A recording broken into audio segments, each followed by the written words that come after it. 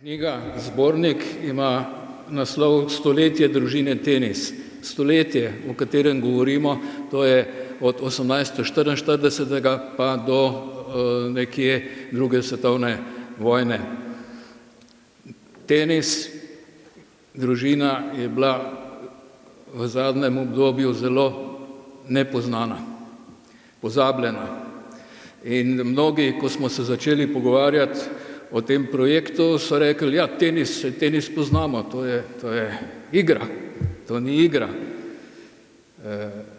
Družina Tenis ima zelo bogato zgodovino, njeni predniki izhajajo iz južne Švedske, celo iz 16. stoletja.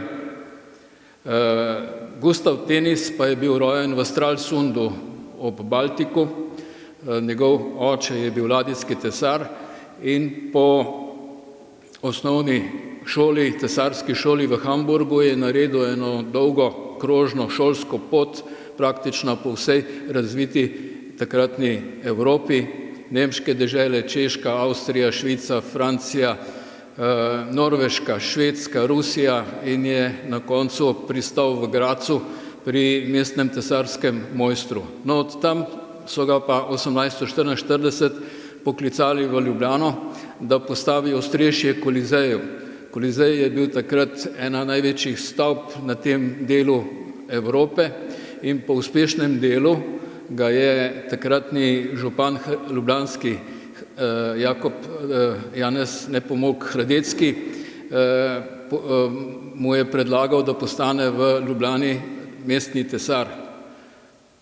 Po dolgem premisleku je ponudbo sprejel. Bil je soočen z razvojem v takratni Evropi, v Ljubljano je prihajala železnica, Dunaj, Ljubljana, Trst, zaslutil je priložnosti za nove posle, ustanovil je najprej manjše podjetja za mizarsko dejavnost, parketarstvo, priključil se je izgradnji železniške postaje na omenjenih progah in prišel tudi do Trsta, kjer je postavil skladišča v tržaškem pristanišču in vključil se je v proizvodnjo kamna v kamnolomih v Nabrežini in v Repnju. No, po tem delu se je angažiral pri izgradnji industrijskih objektov. Podatki so, da je delal na izgradnji takratne Kozlerjeve pivovarne, današnjega Uniona, ene tekstilne tovarne, ene prehrambene tovarne, obnovo pogorelo cukrarno in tako naprej. 1869. leta je postavljal most Hradeckega preko Ljubljane. Ta most je bil vlit v železarni v Dvoru pri Žužemberku. Takrat se je z vodjem te železarne Debnerjem dogovoril, da proizvodnjo iz Dvora preselijo v Ljubljano. Tako so nastale strojne tovarne in livarne v Ljubljani. Deloval je tudi na področju opekarstva, v Kosezah je postavil opekarno, kjer je znana prva krožna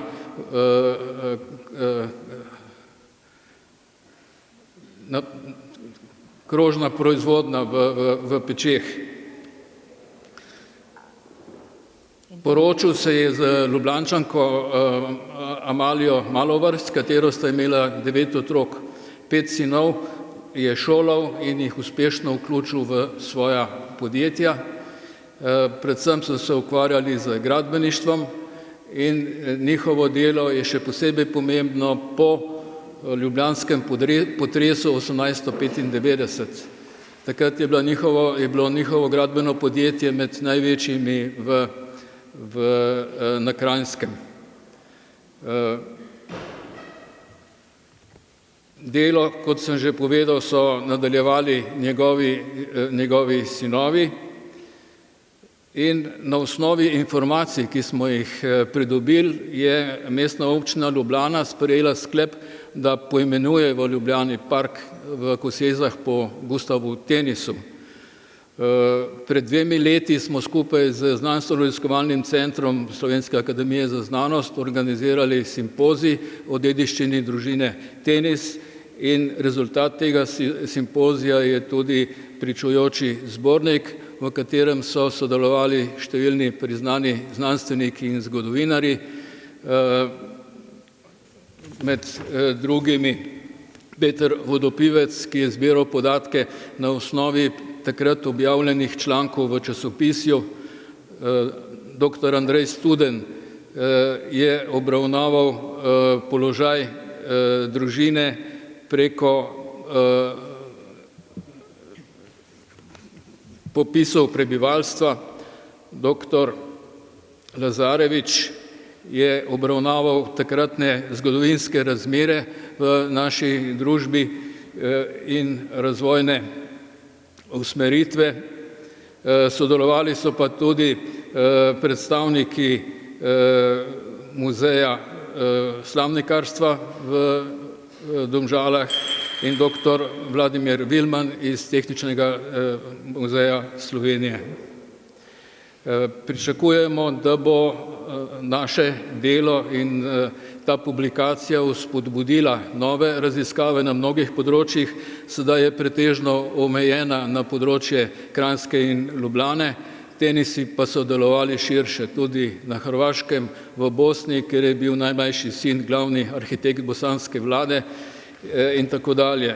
Če gledamo, in ta publikacija ima tudi bogato slikovno prilogo, če gledamo po tej prilogi, potem lahko ugotovimo, da so številne ljubljanske zgradbe delo družine Tenis. Kar je še posebej pomembno, pa je to, kar je poudaril tudi podžupan dr. Koželj, da je potrebno na to gradbeništvo gledati celovito, od tega, kdo je to načrtoval, kdo je oblikoval, kdo je pri tem sodeloval, od kje so gradbeni materiali, ki so se na tem področju pojavljali, in tu vidimo izredno bogato dediščino te družine v našem razvoju. Hvala lepa.